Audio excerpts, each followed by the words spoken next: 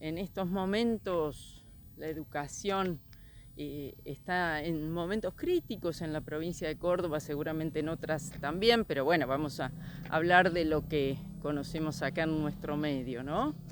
Y bueno, para hablar de cómo hemos llegado a este punto en la educación de Córdoba, también nos remontamos un poquito al pasado, a ver cómo se consolida la educación en nuestro país.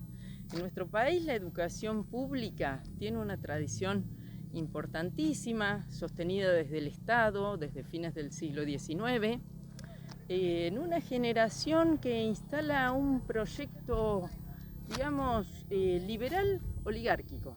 Liberal porque en realidad estaba centrado en el poder económico de las élites ganaderas exportadoras, pero a su vez incorporan tradiciones teóricas del pensamiento del progreso. Y en este pensar en el progreso se va instalando una educación pública, gratuita, sostenida desde el Estado. Por supuesto con limitaciones, ¿no? No llega a sostenerse la educación universitaria gratuita. Pero sí se proyecta un sistema educativo público. Bien, ese sistema educativo público va obteniendo distintos logros, incluso la gratuidad de la enseñanza universitaria que se legaliza en 1949 recién. Y tiene, digamos, la educación estatal argentina un prestigio importante. Prestigio importante que va teniendo, claro, con el tiempo algunos deterioros propios de los cambios de la sociedad. Es decir, se ha cuestionado que la educación está desactualizada porque ha quedado instalada en ese modelo fundacional. Y eso es una realidad, digamos, que debe debatirse, pero hay que ver, digamos, qué puntos debatir y qué puntos ir transformando. Sí, se ha cuestionado mucho este atraso, digamos, en el modelo educativo, pero no se ha generado nuevos proyectos que puedan instalarse y que puedan hacerse realidad desde el Estado. En estos, digamos, desgastes que va teniendo el proyecto educativo, hacia la década del 80-90, el mundo asiste a una transformación del sistema capitalista mundial e incorpora el modelo neoliberal. ¿Qué significa este modelo neoliberal? Bueno, significa retomar algunos principios del liberalismo, pero con otros ajustes. Fundamentalmente para la educación y para el ámbito público, los ajustes van a ser recortar los gastos del Estado. En este recorte de los gastos del Estado, en educación, ¿qué significa concretamente?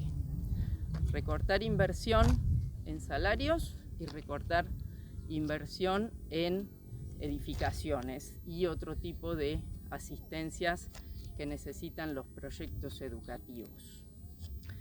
Aquí, un poquito siguiendo a Adriana Puigros, que es una gran referente de la pedagogía argentina, ella concretamente dice que los organismos internacionales presionan a todos los países de Latinoamérica para que paguen sus deudas externas. Entonces, las directivas son recortar el gasto público.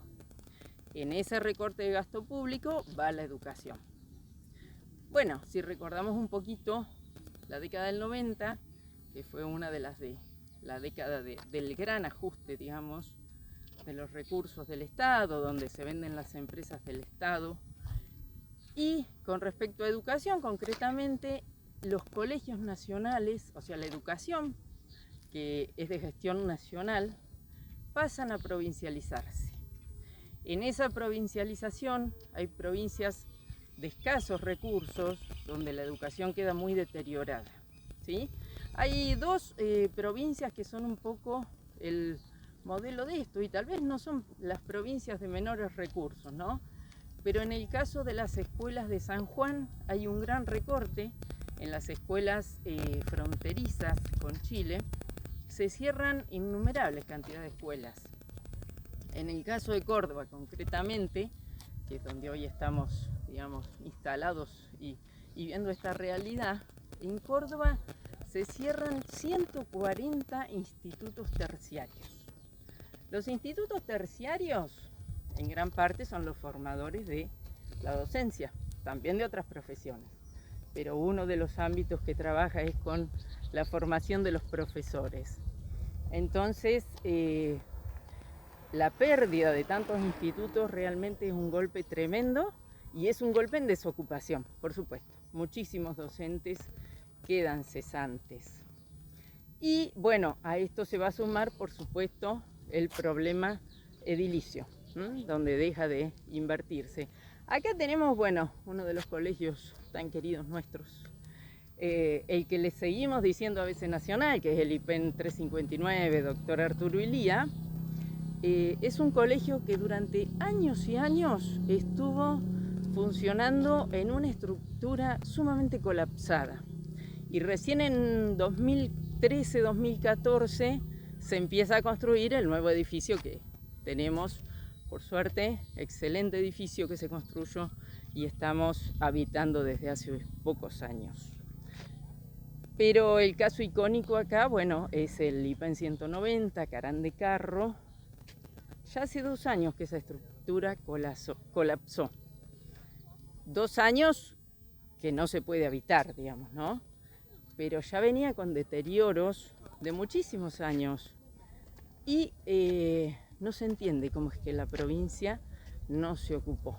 No estamos hablando de una provincia sin recursos, eso queda en evidencia cuando vemos las obras públicas que se hacen en esta provincia, pero nunca centradas en la educación, ¿sí? Bueno, también en la zona tenemos el caso del IPEN 332, pero hay muchísimas otras escuelitas primarias que en su momento han funcionado correctamente de acuerdo al número de estudiantes que tenían, pero ya no, ya no, con grandes problemas de humedad, de espacio. En este momento, viniendo, digamos, exactamente a esta etapa en la actualidad, hay 2 problemas fundamentales. En este marco de pandemia tenemos el problema edilicio, que no es suficiente para albergar a los chicos con los cuidados que se requiere, y a eso se le suma la falta de personal. Y que ahí es donde vemos lo que te decía hace un ratito con respecto a la falta de inversión. En los colegios siempre faltaron preceptores y personal de maestranza, siempre faltaron. Y se tapó con la voluntad y el trabajo excesivo de todos nosotros, que siempre en algo ayudamos. Pero ahora ya no se puede, digamos. Y el otro tema es, bueno, la decadencia de los edificios, y nosotros precisamente en estos días, como trabajadores, profesionales de la educación, estamos discutiendo la problemática del salario. Si nos retrotraemos a esa etapa de la década de los 90 que te decía, donde se recorta el gasto en inversión y donde, según algunos pedagogos, esto está atado directamente a las presiones externas por la problemática de la deuda externa, vemos que la realidad del salario nuestro es pobrísima. Es decir, la propuesta que ha hecho el gobierno de la provincia de Córdoba para nuestros aumentos salariales nos sigue dejando por debajo de la línea de pobreza. Incluso en un año donde las responsabilidades se han duplicado por los cuidados de pandemia que tenemos que tener, ¿no es cierto? Bueno, eso es más o menos en síntesis la situación que estamos viviendo y que estamos debatiendo en los colegios, y que también quisiéramos que se sume toda la comunidad educativa y la comunidad en general a ser parte de este debate, ¿no? Porque la educación no es una cuestión ni del docente ni del personal que habita las escuelas, sino es en parte nada menos que la formación de nuestras generaciones.